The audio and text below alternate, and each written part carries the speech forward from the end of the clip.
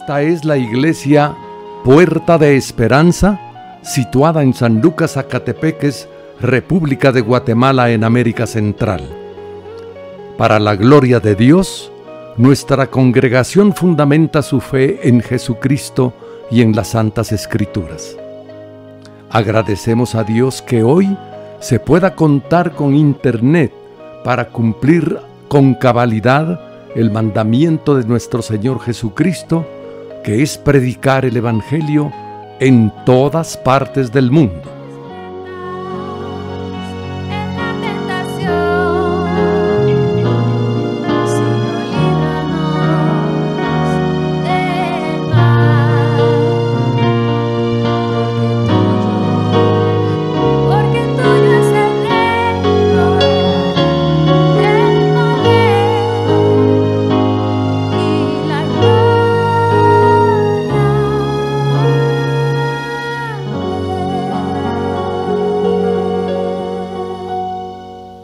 Con mucho agrado, ofrecemos hoy la prédica de nuestro pastor general, el licenciado Gustavo Adolfo Bonilla. Decía que estábamos en el capítulo 7 de la carta del apóstol Pablo a los romanos, y vamos a continuar con el versículo 13 que nos correspondía, pero aquí les tengo un mensajito para que lo disfrutemos. Dice, porque el fin de la ley es Cristo, para justicia a todo aquel que cree. Romanos 10:4. Muy bien, entonces vamos a entrar ya a nuestro versículo. El 12 fue el último que vimos la semana pasada.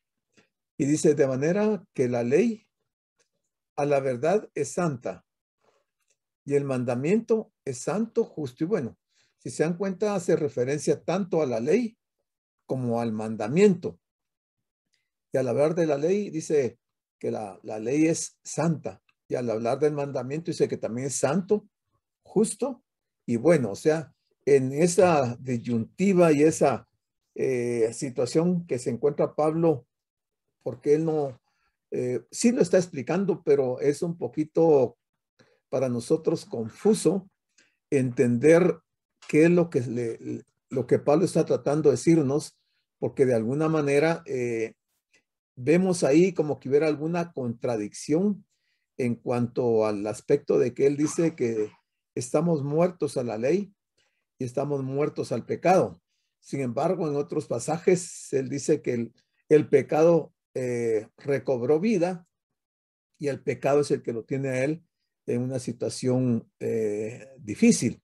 Aunque él relata parte de su testimonio antes de ser cristiano, pero también ahí en ese testimonio hay un momento en que él está hablando de su vida presente en ese momento, y luego se está proyectando a la vida futura. O sea, está tomando los 3 tiempos y cómo la ley en el pasado le afectaba a él, tanto la ley como el pecado, y en ese momento presente. Es el versículo siguiente, que es el 13, dice Pablo, luego lo que es bueno vino a ser muerte para mí. Son preguntas interesantes que si uno no lee los contextos, no las logra entender. Cuando él dice lo que es bueno, se está refiriendo al mandamiento, no se está refiriendo a la ley, por la forma en que lo describe. El lo se identifica con el mandamiento. Dice, lo que es bueno vino a ser muerte para mí. O sea, el mandamiento es muerte para mí, está preguntando Pablo. Ahí es lo que yo les digo, que por momentos uno se confunde porque no sabe entonces cómo responder. Pero él aclara y él mismo responde, dice, en ninguna manera, sino que el pecado, para mostrarse pecado, produjo en mí la muerte por medio de lo que es bueno. ¿Qué es lo que es bueno? El mandamiento, ¿verdad? Y sigue diciendo, a fin de que por el mandamiento el pecado llegase a ser sobremanera pecaminoso. O sea, él expresa en este momento algo en relación al pecado, que el pecado llega a ser sobremanera, o sea, muy grande, pecaminoso por el mandamiento, en relación al mandamiento. Entonces, Pablo había dicho que el mandamiento le había traído muerte en el versículo número 10. Entonces, la pregunta aquí es, ¿pero cómo puede algo que es santo y justo y bueno traer muerte? Porque el mandamiento no trae muerte. El mandamiento es santo, es justo y es bueno. Pero aquí es como si Pablo contestara de este modo. No es el mandamiento actuando solo lo que trae la muerte. Es la transgresión del mandamiento lo que hace esto. Oiga bien y véalo. Dice, es la transgresión del mandamiento lo que hace esto. ¿Qué es lo que hace? La muerte, traer muerte. ¿Cómo le llamamos a la transgresión del mandamiento? ¿Qué palabra usarían ustedes para describir la transgresión del mandamiento? Si enciende su micrófono y nos dice, ¿qué es la transgresión del mandamiento? ¿Cómo lo identificamos? ¿Con qué palabra? Desobediencia. ¿No? Pecado. Pecado. Perfecto. O sea, el pecado es transgredir la ley de Dios. Gracias, Jonathan. Así es. Entonces, la transgresión del mandamiento, lo que está diciendo Pablo aquí es que el pecado es lo que hace esto. ¿Qué es lo que hace? Traer muerte. O sea, no es el mandamiento, porque el mandamiento el mío está diciendo que es santo, justo y bueno. Entonces, en el fondo, en consecuencia, la verdadera causa de la muerte es el pecado, no es el mandamiento.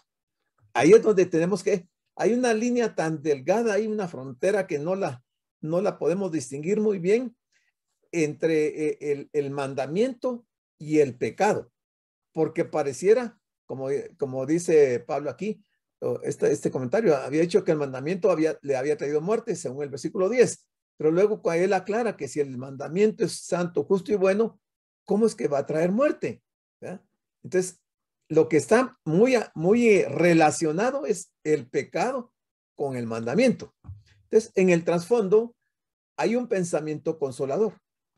Cuán majestuoso, santo, sabio y amoroso es el Dios que ha provisto una manera de quitar el pecado para los que confían en él. Cuando se habla de esto, de quitar el pecado para los que confían en él, el sacrificio del Señor es lo que quita el pecado, porque él llevó todos nuestros pecados, ¿verdad? Y los borró y nos justificó. Entonces, es ese sacrificio lo que el Señor proveyó para nosotros para quitar el pecado de nosotros que confiamos en él. Lo serio del carácter del pecado se hace evidente precisamente en este hecho, que para exponer al pecador hace uso de una cosa que en sí misma es perfecta, a saber, la santa ley de Dios. O sea, de esto con la ley de Dios, que dijimos que es como un espejo, la ley lo que hace es resaltar el pecado. De manera que Pablo dice que en un momento dado, él no hubiera conocido el pecado. Cuando habla de la codicia, dice, yo no hubiera sabido que la codicia era pecado, sino es que la ley menciona que la codicia es pecado. Entonces, la ley lo que hace es resaltar aquellas cosas o aquellos actos que son pecaminosos. Entonces, es precisamente esta blancura o esa blancura, es decir, la pureza moral y espiritual de los mandamientos de Dios, la que hace que se destaque más marcadamente la negrura del pecado. O sea, la ley va a resaltar, va a hacer que se vea perfectamente bien en toda su dimensión lo que es pecado. Y eso es lo que Pablo está explicando acá. Se ha hecho claro que Pablo nos ha dejado echar un vistazo a su propio diario, o sea, a su testimonio. Eso quiere decir diario aquí, a su testimonio. Nos ha permitido vislumbrar algo de su experiencia previa a su conversión. Algo de su experiencia previa a su conversión. Durante la misma conversión y poco después de ella, o sea, pasado, presente y futuro. Él ha dicho, en tiempo pasado, hubo un tiempo en que yo vivía aparte de la ley. Pero cuando vino el mandamiento, el pecado cobró vida y yo morí. Obviamente, porque al ignorar la ley, y como decíamos en unos capítulos antes, que la ley es el ayo, o sea, el guardián quien nos cuida y nos trae al conocimiento de estos actos del pecado. Entonces, la ley, cuando Pablo ya se convirtió, le mostró su pecado. Y entonces el pecado cobró vida y él murió en ese sentido que él lo está mencionando. Pablo, sin excluir las influencias que actuaron en el nivel subliminal de su conciencia, lo que fue en relación con, primero, su dramática experiencia en el camino a Damasco, antes de ser cristiano. Segundo, los hechos que tuvieron lugar en los días subsiguientes, ya cristiano. Y tercero, lo acaecido durante los 3 años, o sea, en el futuro, que él pasó en Arabia, que el pecado cobró vida y que Pablo, el viejo Pablo, farisaico, murió. Ahí murió, digamos, la naturaleza antigua de Pablo, cuando él era un fariseo, luego de que la ley le reveló que aquellas cosas que él hacía eran pecaminosas. Fue entonces cuando el ex perseguidor de la iglesia tuvo tiempo de pensar en la clase de hombre que había sido, o sea, en su conciencia, en su naturaleza o en su estado presente, y analizando y reflexionando, él se dio cuenta de la clase de hombre que había sido pasado.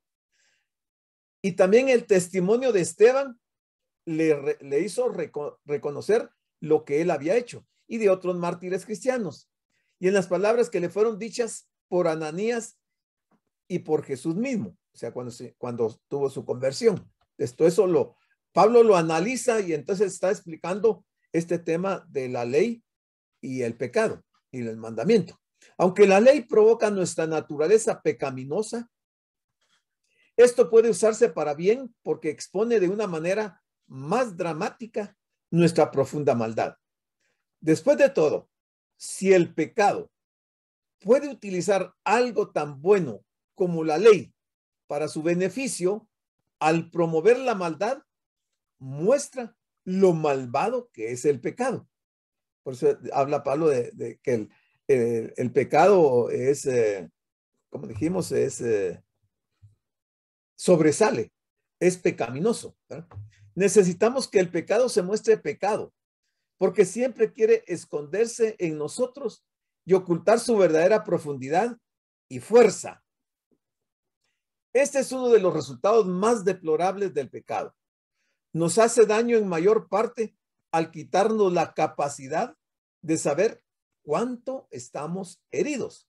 Socava la constitución del hombre y, sin embargo, lo lleva a presumir de una vitalidad inagotable. Le hace que mendigue y le dice que es rico. Le desnuda y le hace que se gloríe en sus vestidos elegantes. Este es un pensamiento de Spurgeon. Él está resumiendo aquí todo esto que Pablo está diciendo en este versículo. Y este autor Clark dice, la ley, por lo tanto, es el gran instrumento en las manos de un ministro fiel para alarmar y despertar a los pecadores.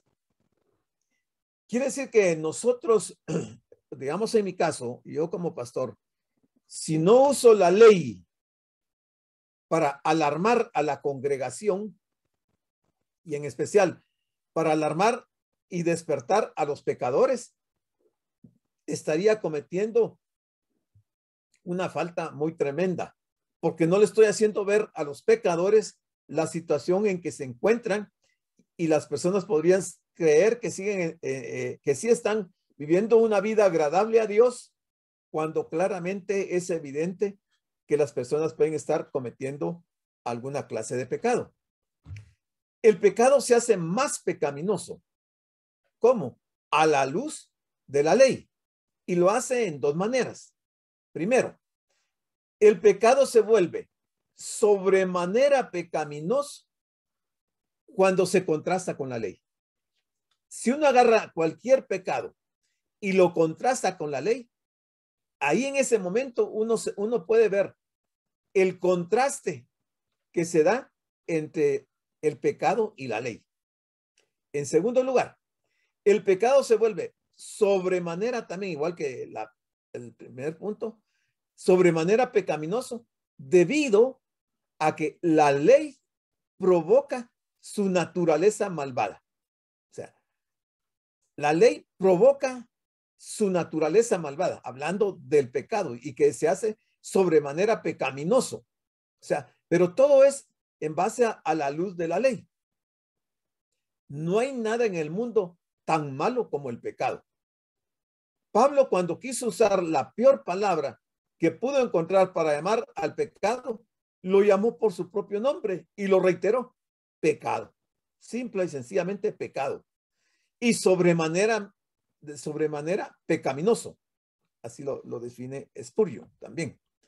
Bueno, siguiendo con el versículo 14 de este capítulo 7, nos dice Pablo: porque sabemos, Pablo aquí se está incluyendo él y está incluyendo al grupo de creyentes nacidos de nuevo. Sabemos que la ley es espiritual. La ley es espiritual. ¿Por qué podríamos decir que la ley es espiritual? Porque la ley fue dada por Dios. Entonces la ley es espiritual. Pero dice Pablo: mas yo soy carnal. Yo soy carnal, vendido al pecado. Este versículo es un versículo bien conflictivo porque cualquiera podría decir que Pablo está confesando que él no es espiritual, sino que es carnal. Y él, siendo un apóstol redimido ya por el Señor, no es fácil entender de que Pablo está diciendo que él sea carnal. O sea, ser carnal es diferente a mantenerse en la carne. Eso es diferente. Y ser carnal también podemos entenderlo desde el punto de vista que somos personas de carne y hueso y que tenemos una naturaleza humana caída, la naturaleza adámica. Desde ese punto de vista, todos somos carnales, pero la ley es espiritual. Y siendo carnales, estamos vendidos al pecado. Les vamos a aclarar esto porque, como les digo, estos versículos son bastante difíciles y siendo que Pablo mismo se está incluyendo, debemos de entenderlo. Aunque Pablo dice que él es carnal, no significa que él no es cristiano. Su conocimiento de su carnalidad es evidencia que Dios ha hecho una obra en él. Lutero dice acerca de mas yo soy carnal, vendido al pecado. Dice, esa es la prueba del hombre sabio y espiritual. Él sabe que es carnal y está disgustado consigo mismo. Así es, él se odia a sí mismo y alaba la ley de Dios, la cual él reconoce debido a que es espiritual. Mire, es espiritual y Pablo está diciendo que es carnal. Pero el punto de referencia o el punto de contraste o de explicación que Pablo está diciendo está tomando varios elementos y varias figuras, como eso del hombre viejo y el hombre nuevo, como que estamos en esta naturaleza humana y no estamos todavía glorificados, no tenemos el cuerpo de Cristo todavía en nosotros. Pero él no está diciendo que él se mantenga en la carne, como lo vamos a ver que aparece en 1 Corintios capítulo número 3. Dice, pero la prueba del hombre carnal necio es esta, que se considera a sí mismo espiritual y está satisfecho de sí mismo. O sea, el que sí está en la carne y no reconoce su situación pecaminosa, su naturaleza caída, y él se considera a sí mismo espiritual. Entonces él entra en una postura de decir, de estar satisfecho, que dice, yo soy espiritual, yo no necesito mejorar. Y todos tenemos en nuestra naturaleza la ley del pecado. Esa ley del pecado que nos lleva a hacer las cosas que nosotros no queremos hacer. Y ese es de lo que Pablo en los siguientes versículos va a dar una expresión bastante interesante y la va a explicar. Entonces aquí, ¿quién es la persona que aquí se describe? Es Pablo, no es otra persona, porque algunos autores creen que Pablo está hablando aquí de otras personas cuando él dice en esta parte de aquí que yo soy carnal. Algunos escritores dicen que no es Pablo el que está hablando, el que a quien se está refiriendo aquí, sino que son otras personas, pero realmente es Pablo. Él el que está dando su testimonio. Entonces se trata de, hay tres opciones, A, B y C. La A, se trata de una persona inconversa, ya sea Pablo mismo antes de su conversión, o cualquier otra persona no regenerada, quizá un judío que no haya aceptado a Cristo, es la primera opción. Segunda, B, se está hablando de un creyente inmaduro. Y la tercera, se está hablando de Pablo mismo, el creyente, y por extensión, el creyente en términos generales. Esta tercera es a la que se está haciendo referencia en este versículo 14. Aquí está Pablo como creyente ya, pero por extensión estamos todos los creyentes en términos generales, los que hemos nacido de nuevo. Encajamos en este versículo 14.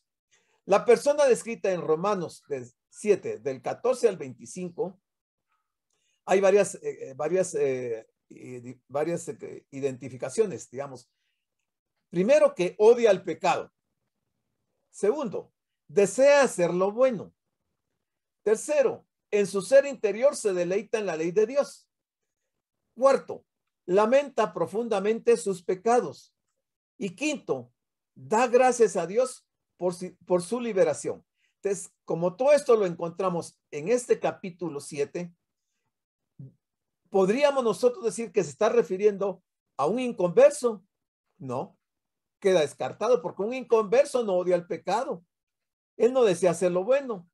Un inconverso en su ser interior no se deleita en la ley de Dios porque ni la conoce.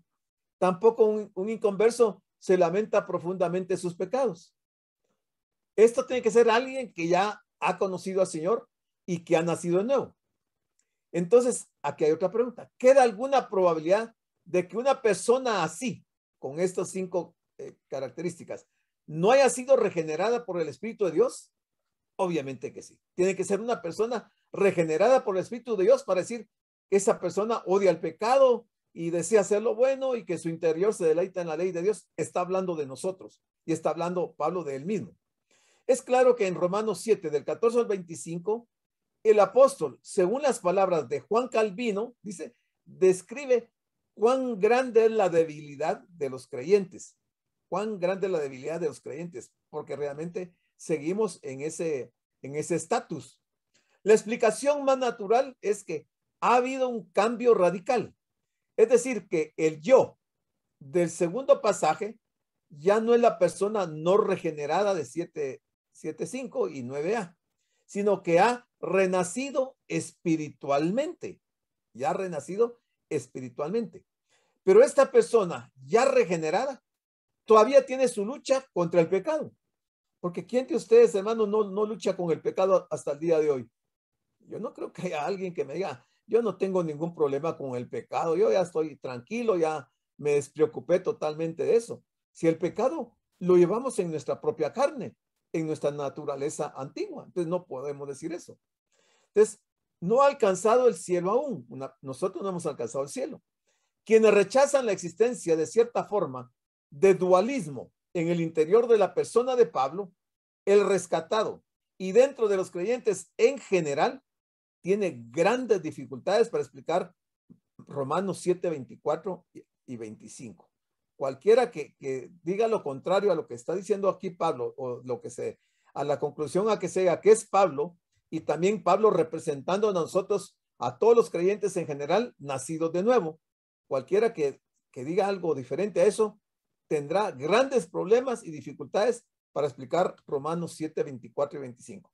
Y por eso es que Pablo exclama esta expresión, mire, dice, miserable de mí. ¿Quién me rescatará de este cuerpo de muerte? ¿A qué cuerpo se está refiriendo Pablo? A la naturaleza humana, al hombre viejo. Y por eso dice, ¿quién me rescatará? ¿Quién me librará de este cuerpo de mí? Por eso él dice, miserable de mí. Pero mire lo que agrega. Pero, gracias a Dios, por medio de Jesucristo nuestro Señor. Así pues, yo mismo, dice Pablo, con mi mente sirvo a la ley de Dios, con mi mente, pero con mi cuerpo a la ley del pecado, a la ley del pecado. Las razones para creer que en 7, 14 al 25, la persona regenerada, o sea, Pablo, describe su propia condición y la de los creyentes en general han sido expuestas. Se ha demostrado que no puede ser un incrédulo el que está aquí descrito.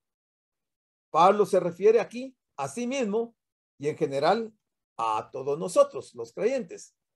Como se ha indicado, hay una estrecha vinculación entre el versículo 13 y el versículo 14. Y ahora en el versículo 14, Pablo comienza a hablar dejando bien en claro que él no está criticando la santa ley de Dios. Eso no lo está haciendo Pablo, no está criticando la ley de Dios. Cuando se pone en evidencia que él, o sea, Pablo, es aún un pecador. Él dice que la ley es espiritual. Quiere decir, como ya he explicado anteriormente en el versículo 12, que la ley es santa y el mandamiento es santo y justo y bueno, que es obra de Dios. El mandamiento y la ley es obra de Dios y es producto del Espíritu Santo. Eso lo podemos ver en estos pasajes que están acá. El apóstol no dice, estoy en la carne o controlado por la carne, según podríamos ver en 7.5 y en 8.8, aún en 8.5, sino que él dice, sino soy carnal, que es otra cosa. Y aquí es donde tenemos que tener cuidado porque podríamos decir, pero si él mismo dice que él es carnal, entendiendo la carnalidad como nosotros la hemos entendido. La llamada carnalidad en la Biblia se refiere a la vieja mentalidad y naturaleza, o sea, la naturaleza adámica, que continúan al ser humano con el pecado. Ser carnal significa ser lo opuesto de lo que es la ley. La ley de Dios es espiritual, perfecta y divina. En un sentido, Pablo no es espiritual, en un sentido. Pablo es imperfecto, como lo indica 1 Corintios 3:1 y el 3. Dice, tal persona carnal puede, aún así, ser cristiana.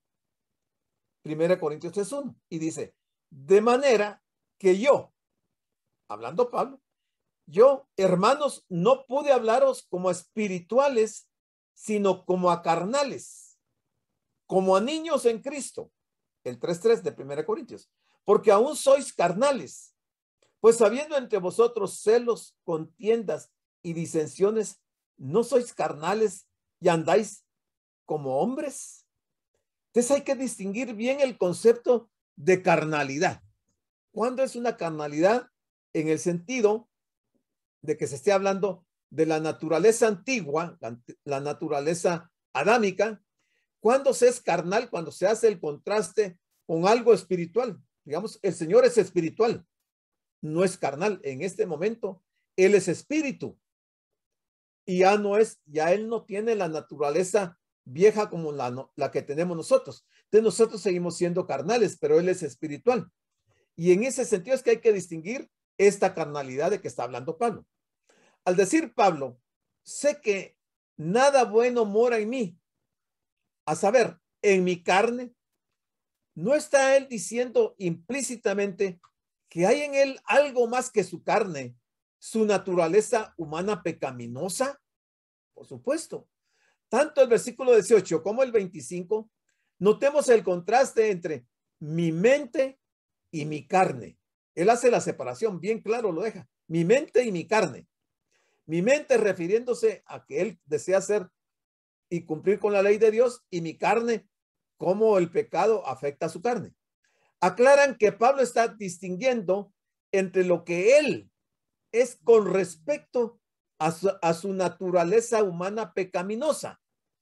¿Comparado con qué? ¿O contrastado con qué? Y lo que es en su más fundamental ser interior. Inclusive, un cristiano puede entonces decir, sabemos que la ley es espiritual, pero yo soy carnal.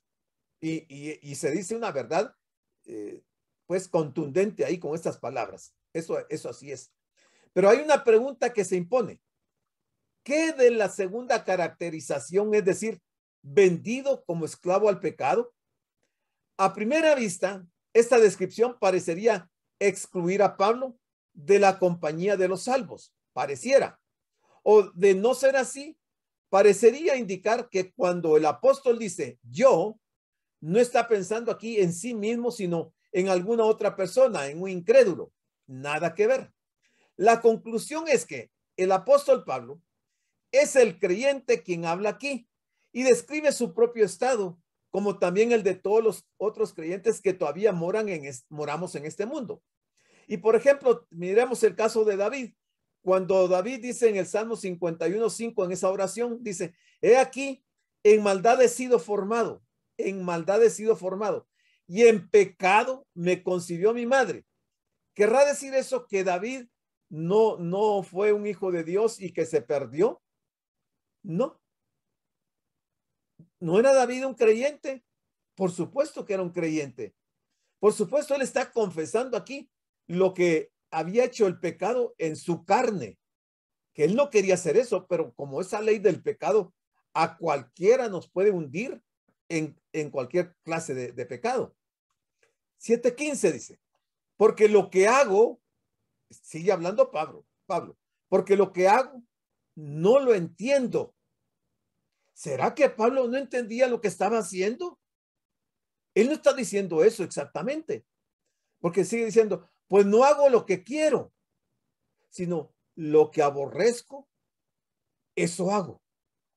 Hermanos, si el apóstol Pablo está haciendo esta tremenda confesión, ¿quién de nosotros podemos decir que no nos aplica el versículo 15?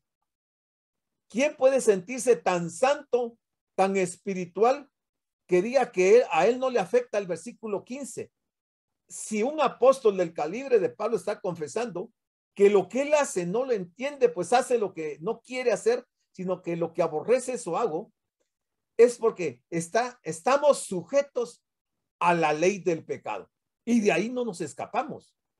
Y por eso es que esperamos el día de nuestra redención, el día de nuestra glorificación, porque cuando sea ese día, entonces lo carnal de nosotros va a ser transformado, va a ser regenerado, va a ser glorificado para dejar el efecto de la ley del pecado en nuestras vidas. Aquí tenemos el conflicto de las dos naturalezas, la vieja naturaleza y la nueva naturaleza. En esta sección, el apóstol Pablo se refiere a las dos naturalezas cuando hace uso del pronombre personal yo, la naturaleza vieja y la naturaleza nueva. El primer yo se refiere a la naturaleza vieja, que procura hacer valer sus derechos. Pablo estaba tan dominado por la naturaleza vieja que el pecado le impulsaba cual esclavo a hacer lo que no sabía ni reconocía. Y eso nos pasa a todos. Ahí, aunque querramos aparentar y creernos los más santos y los más puros, nos estaríamos engañando a nosotros mismos, porque todos estamos en esta naturaleza antigua y todos pecamos. Por eso Juan deja en una de sus cartas, en la primera carta dice, porque si decimos que no hemos pecado, hacemos a Dios mentiroso. Pero por eso tenemos un abogado. Cualquiera que reconoce su pecado dice que tenemos que ir a Cristo y confesar nuestro pecado. y Él es nuestro abogado que va a interceder por nosotros para que nuestro pecado sea perdonado. Si no, por gusto estaría ese principio ahí en la Biblia. Lo que yo quiero es lo que la nueva naturaleza quería hacer, pero la vieja naturaleza se rebelaba. Lo que detesto, es decir, lo que la nueva naturaleza detestaba, eso mismo acababa haciendo bajo el impulso de la vieja naturaleza. O sea, la vieja naturaleza tiene una fuerza, hermanos, que a cualquiera de nosotros nos puede dominar. Y vamos a ver que aún la ley no tiene el poder de quitarnos a nosotros esa ley del pecado. Somos precisamente los creyentes los que decimos con Pablo: de hecho, no apruebo lo que estoy haciendo, porque no es lo que quiero hacer, lo que hago, sino que lo que detesto, eso hago.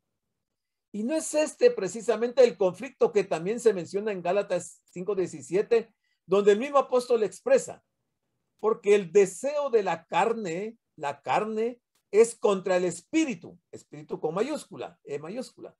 Y el del espíritu, el deseo del espíritu es contra la carne. Es cabalmente eso que está diciendo Pablo, que lo que él no quiere hacer, eso hace.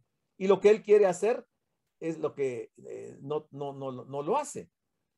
Bueno, y esto se oponen entre sí para que no hagáis lo que quisierais. El cuerpo, la mente y el espíritu del creyente llegan a ser, óigalo, un campo de batalla. ¿Qué cosa? El cuerpo, la mente y el espíritu del creyente llegan a ser el campo de batalla donde la naturaleza nueva, por su propia fuerza, trata de vencer el pecado, la naturaleza nueva. ¿Hemos tenido alguna vez la experiencia de hacer algo malo y después, aborreciéndonos por haberlo hecho, por fin clamamos a Dios diciéndole: ay, Señor, perdóname porque te he fallado? ¿Hemos tenido algunos de nosotros, una experiencia de estas en su vida de creyente? ¿Usted ha tenido alguna experiencia de estas de haberle fallado a Dios y decirle: Señor, perdóname porque te he fallado? Yo diría que seguro todos hemos tenido más de alguna experiencia. Aquí no se escapa nadie. Pablo, escribiendo como hombre convertido y narrando sus experiencias presentes en el estado de gracia, se queja amargamente del hecho que él practica aquello en lo que su alma ya no se deleita. En otras palabras, practica lo que su ser regenerado odia. Algunos estarán pensando ahorita: yo no estoy de acuerdo, pero espérese. 7:16. Y si lo que no quiero, esto hago, apruebo que la ley es buena. O sea, no por eso vamos a decir que la ley es mala y que la ley es pecado. Bajo ningún punto de vista, la ley no es mala ni es pecado. Cuando la naturaleza vieja quebrantó el mandamiento, en este caso se trataba de la codicia, porque fue el caso que Pablo puso de la codicia, entonces la naturaleza nueva estuvo de acuerdo con la ley de que la codicia era mala. La naturaleza nueva estuvo de acuerdo con la ley de que la codicia era mala. Pablo no estaba luchando contra la ley porque la hubiera violado. No es eso. Estaba de acuerdo como creyente en que la ley era buena. Eso es lo que él está enfatizando y queriendo que entendamos nosotros. ¿Es que no hay alguna salida fácil a este penoso conflicto? ¿Por qué no simplemente descartar la ley? ¿O por qué no llamarla mala y rechazarla? Si bien esta parecería ser una fácil solución, en realidad no es una solución alguna. Ninguna de las tres cuestionamientos que tenemos aquí. El Espíritu Santo mora en el corazón de Pablo y en los corazones de todos los verdaderos creyentes. Tan estrecha es la relación entre el Espíritu de Dios y el espíritu del hombre, en este caso de Pablo, que el apóstol puede decir: la ley es buena, es excelente, no debo desobedecerla. Eso es lo que él está diciendo en todos estos versículos. 17 dice: de manera que ya no soy yo. Él dice: ya no soy yo. Pero si él es el que dice que está cometiendo pecado, haciendo lo que él no quiere hacer, eso está haciendo. Y aquí dice, ya no soy yo quien hace aquello. Entonces, ¿quién? Sino el pecado que mora en mí. Clarísimo. El pecado que mora en mí. Todos tenemos esa misma situación. El pecado mora en nosotros. Cuando a nosotros se nos atraviesa un mal pensamiento, cuando miramos algo que no debemos ver, cuando oímos algo que no debemos oír, cuando decimos algo que no debemos decir, y cualquier situación, aunque nosotros no queremos hacerlo o llevarlo a cabo. Por eso dice Pablo, ya no soy yo, sino que es el pecado que mora en mí. Uno a veces se pregunta, hay personas, porque verdaderamente las hay, y personas dentro de las iglesias, creyentes, y yo podría decir hasta creyentes convertidos, creyentes nacidos de nuevo, que al ver al sexo opuesto, tiene algunos pensamientos impuros, algunos pensamientos inmorales. Pero si es creyente, pero si es nacido de nuevo, sí, ya no es él, ya no somos nosotros, pero es el pecado que está en nosotros. ¿En dónde está? En la naturaleza antigua, en el hombre viejo. Pero podríamos decir, y la Biblia así lo dice, pero el Señor cuando murió en la cruz, ahí clavó al hombre viejo. Ahí murió el hombre viejo. Sí, pero nosotros lo seguimos arrastrando porque tenemos esa naturaleza. No hemos sido transformados todavía. ¿Pablo está negando su responsabilidad como pecador? No. Él reconoce que cuando él peca, él actúa en contra de su naturaleza como una nueva criatura en Cristo Jesús. El cristiano debe reconocer su pecado, pero darse cuenta que el impulso de pecar no viene de lo que realmente somos en Cristo Jesús. Para ser salvo del pecado, un hombre debe al mismo tiempo poseerlo y repudiarlo. Es esta paradoja práctica la que se refleja en este versículo. Un verdadero santo puede decirlo en un momento de pasión, pero es mejor que un pecador no lo haga un principio. Este es un pensamiento de West. Pero lo que está diciendo es cierto y va en relación a lo que Pablo está diciendo. O sea, esa naturaleza pecaminosa que tenemos es con la que estamos luchando. Por eso Pablo nos dice también cuando le escribe a los Efesios de que nos vistamos de la armadura de Dios, porque es una lucha sin tregua. Toda la vida vamos a estar luchando. El enemigo lo andamos cargando en nuestro propio cuerpo. Nuestra lucha es contra la carne, contra el mundo, contra el pecado, pero está contra nosotros mismos, porque tenemos esa ley del pecado. Pablo se dio cuenta de que era la naturaleza vieja o el pecado que moraba en él. En primera de Juan 3:9 leemos, todo aquel que es nacido de Dios no practica el pecado. Esto sí debe ser una realidad en nosotros. Ya como creyentes, como nacidos de nuevo, no practicamos el pecado, no vamos detrás del pecado, pero el pecado nos puede alcanzar. ¿Por qué? Porque la simiente de Dios permanece en él, o sea, en nosotros, y no puede pecar porque es nacido Dios. No puede pecar en el sentido de volverse una práctica pecaminosa. Un cristiano puede cometer pecado, pero siempre lo aborrecerá. Se repudiará a sí mismo debido al pecado en su vida. 18. Dice, y yo sé, dice Pablo, que en mí, esto es, en mi carne, no mora el bien. En mi carne no mora el bien. ¿Por qué? Porque el querer el bien está en mí, pero no el hacerlo. Y por eso muchos de nosotros nos negamos en algunos momentos a hacer el bien. Es la pecadora naturaleza humana, llamada aquí y en otros lugares la carne, la verdadera culpable, la verdadera transgresora.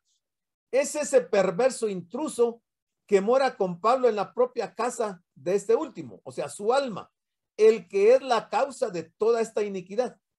Es ese mismo intruso el que con tanta frecuencia hace imposible que Pablo haga lo bueno que desea hacer. Y mire cómo es de contradictorio. ¿Qué es lo que más cuidamos nosotros? Nuestra carne. Queremos darle a la carne de todo, que esté satisfecha en comida, en distracciones, en artículos, en muchas cosas. Nos perfumamos, nos arreglamos el cabello y a cuántas cosas no hacemos con nuestra carne. Cuidamos de una manera exagerada la carne sin darnos cuenta que lo que estamos cuidando es el hombre viejo, cuando lo que debiéramos de hacer es cuidar el hombre nuevo, el hombre interior, no el exterior. Sin embargo, a veces ignoramos al hombre nuevo que está en nosotros. Todos los días, desde que amanecemos, nos preocupamos por el hombre viejo, que coma a tiempo, que se vista bien, que luzca bien, que tenga todo. Le damos todos los placeres y todas las necesidades o todo lo que requiere el hombre viejo. Pero el hombre nuevo, ¿qué hacemos por el hombre nuevo? Muy poco nos preocupamos del hombre nuevo. Y de ahí que si alimentamos más la carne, terminaremos teniendo muchas malas experiencias porque descuidamos alimentar a quien debiéramos de alimentar, al espíritu, al hombre nuevo. Parecería como si Pablo, por medio de este modo de razonar, estuviese exculpándose de responsabilidad por sus propios pecados. Pero no es así. Hay dos hechos que siguen siendo ciertos. Aún el intruso no es un total desconocido, sino que es la propia naturaleza pecadora de Pablo, o sea, su propio cuerpo o nuestro propio cuerpo.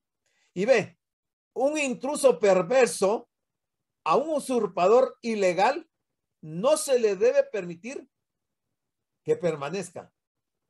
Y de ahí que hay muchas gentes en otras religiones que lo que hacen es castigar el cuerpo como queriendo no darle los gustos a la naturaleza humana, al hombre viejo, y entonces se azotan, se golpean, se lastiman, porque creen que de esa manera van a lograr ser más espirituales.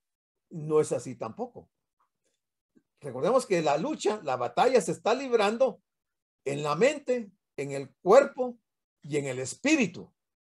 Entonces hay tres áreas bien importantes del ser humano en las cuales hay que cuidar para no caer bajo ¿cómo se llama? La dirección o el reinado de la carne y del pecado. Romanos 7:19. Porque no hago el bien que quiero, sino el mal que no quiero, eso hago. Mire cómo el apóstol Pablo está insistiendo casi que en lo mismo, pareciera que está repitiendo lo mismo. El apóstol Pablo, como fariseo orgulloso, podía jactarse de que tenía muchas cosas en las cuales gloriarse. Y eso está en Filipenses 3, del 4 al 6. Dice, aunque yo tengo también de qué confiar en la carne, si alguno piensa que tiene de qué confiar en la carne, yo más, circuncidado al 8º día, del linaje de Israel, de la tribu de Benjamín, hebreo de hebreos, en cuanto a la ley, fariseo, en cuanto a celo, perseguidor de la iglesia, en cuanto a la justicia que es en la ley, irreprensible. Pero ¿qué pasó? Luego dice, pero todo eso lo estimo como estiércol, como basura, por la excelencia del conocimiento de Cristo. O sea, todo esto, Pablo se da cuenta que todo esto en la carne no tenía nada que ver en su relación con Cristo. Dios le hizo ver que estaba perdido. No había ni una cosa buena en él. Este versículo fue la respuesta del apóstol Pablo a quienes se creen infalibles. Este pasaje es acerca de un hombre que todavía lucha en su propia fuerza para producir una vida que agrade a Dios. Su naturaleza nueva se retira. Su vida es una vida de derrota. Al parecer, no hubo gozo en la vida del apóstol Pablo inmediatamente después de la experiencia en el camino a Damasco, donde estuvo 3 días sin ver y no comió ni bebió. Acá se revela el contraste y el conflicto entre las dos naturalezas del creyente, la nueva y la vieja. Versículo 20. Y si hago lo que no quiero, ya no lo hago yo, sino el pecado que mora en mí. Pues estamos hablando de un apóstol, hermano. El apóstol que nos da un montón de textos donde dice que ya somos nuevas personas. Ahora él está confesando que él mismo dice que lo que hace es el, no, y si lo que hago hace lo que no quiero, lo que no quiere, y no lo hace él, dice, sino que el pecado que mora en él. O sea, el apóstol Pablo nos da la descripción gráfica de un villano que había entrado por la fuerza en la casa de Pablo y lo tenía cautivo. Ese extraño era el pecado y era quien mandaba. Pablo vio que su naturaleza nueva no se comprometía, es decir, no hacía arreglos con el pecado. Esta no fue una excusa que Pablo ofreció aquí, porque su vieja naturaleza era la responsable y la que respondía al pecado. Versículo 21. Así que, queriendo yo hacer el bien, hallo esta ley. Él encuentra esta ley y pongámosle atención porque es para nosotros también. ¿Cuál es la ley? Que el mal está en mí. No está en el hermano, no está en el esposo, no está en la esposa, no está en los hijos, no está en el vecino, no está en los compañeros. El mal está en cada uno de nosotros. Si logramos entender esto y saber que nosotros andamos cargando al mismo enemigo nuestro, nuestra situación va a ser diferente. Nuestra actitud va a cambiar, porque somos nosotros quienes tenemos que luchar contra esa naturaleza antigua, esa vieja naturaleza que nos lleva a cometer pecado. El uso de la palabra ley debe significar algo así como patrón operativo o principio gobernante. Cualquiera que haya intentado hacer el bien está consciente de esta lucha. Nunca sabemos lo difícil que es dejar de pecar hasta que lo intentamos. Ningún hombre sabe lo malo que es hasta que ha tratado de ser bueno. Este es un pensamiento de C.S. Lewis. Ningún hombre sabe lo malo que es hasta que ha tratado de ser bueno. Este mal, aquí personificado, puede estar reposando, pero ciertamente no duerme. En este pasaje se lo presenta como si estuviera observando al apóstol para ver si está por llevar a cabo alguna buena intención. Y cuando algún noble pensamiento o buena iniciativa entra en el corazón de Pablo, el mal lo interrumpe para transformar el buen gesto en lo opuesto. Eso nos pasa a todos. Exactamente, aquí está la respuesta a nuestras malas actitudes y a nuestras situaciones de conflicto que a veces se nos presentan en nuestra relación con nuestros semejantes. Cuando dice el versículo 22, porque según el hombre interior me deleito en la ley de Dios. Según el hombre interior, no el hombre exterior, me deleito en la ley de Dios. Ya vimos que nosotros estamos muertos a la ley, pero dijimos que en cuanto a salvación, pero en cuanto, digamos, a la ley moral de Dios, el hombre interior se deleita en la ley de Dios. La primera es la ley de Dios, aunque hay una gran diferencia de opinión respecto al significado de esa expresión. Sin embargo, si tenemos en cuenta que Pablo se ha estado refiriendo a la ley de Dios como la revelación de su buena y perfecta voluntad, e inclusive ha citado un mandamiento específico del Decálogo, para el creyente esa ley divina no es una letra muerta, ni es de manera alguna un medio de salvación. Por el contrario, para él es el principio rector de la expresión de su gratitud. Para Pablo, el hombre interior es el que está oculto del ojo público, o sea que indica que es el corazón. Es aquí donde el nuevo principio de vida ha sido implantado por el Espíritu Santo, en el interior, en el corazón. Por medio de esta implantación, el pecador se ha transformado en un nuevo hombre, una persona que está siendo transformada diariamente a la imagen de Cristo. Respecto a esto, debemos de estudiar los pasajes tales como 2 Corintios 4:16, Efesios 3:16 y Colosenses 3 del 9 al 10. Y dice 2 Corintios 4:16, por tanto, no desmayamos. Antes, aunque este nuestro hombre exterior, el exterior, se va desgastando, el interior, el hombre interior, no obstante, se renueva de día en día. Efesios 3:16. Para que os dé, conforme a la riqueza de su gloria, el ser fortalecidos con poder, ¿en dónde? En el hombre interior, por su espíritu, el Espíritu de Dios. Colosenses 3:9. No mintáis los unos a los otros, habiendo despojado del viejo hombre, el hombre exterior, habiendo despojado del viejo hombre con sus hechos. Y Colosenses 3:10 dice, y revestido del nuevo, el cual conforme a la imagen del que lo creó, se va renovando hasta el conocimiento pleno. Revestido del nuevo, el cual conforme a la imagen del que lo creó, se va renovando hasta el conocimiento pleno. Muy bien, hermanos, nos vamos a quedar ahí. Ya nos da tiempo a ver el versículo 23. Ya casi estamos por terminar, pero el 23 tiene casi lo que dijéramos la conclusión de Pablo de este capítulo 7, que como notan pareciera muy repetitivo en sus versículos desde el 14 hasta el 25, pero realmente Pablo está viendo las diferentes aristas de esta situación, tanto del hombre nuevo como del hombre viejo, del pecado y del mandamiento, y también en relación con la ley, y está haciendo una serie de contrastes para que nosotros podamos ubicarnos y entendamos por qué razón, aún siendo creyentes, nacidos de nuevo, hay momentos en que nosotros actuamos bajo el impulso del hombre exterior. Así es que les dejo tiempo por si tienen preguntas, tienen comentarios o aportes.